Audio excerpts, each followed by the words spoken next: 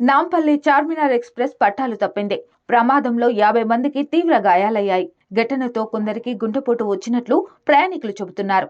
Nampally railway స్టేషన్లో Charminar express side wall ని తాకి బోగీలు పట్టాలు తప్పడంపై విచారణ వ్యక్తం చేశారు రవాణా అండ్ బీసీ సంక్షేమ శాఖ మంత్రి పొన్నం ప్రభాకర్.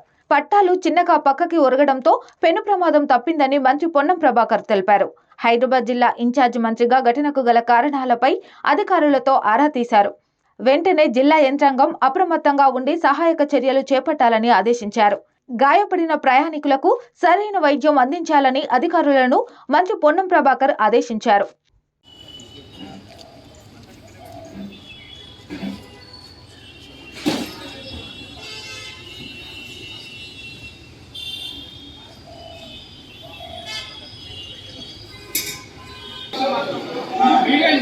మాత్రం ప్రొడక్ట్ మనం స్క్రీన్ మీద అయితే చూడొచ్చు. ఎందుకంటే అసలు అంశం మనకైతే క్లియర్గా ఇక్కడ అనిపిస్తుంది. ఎవరు మనల్ని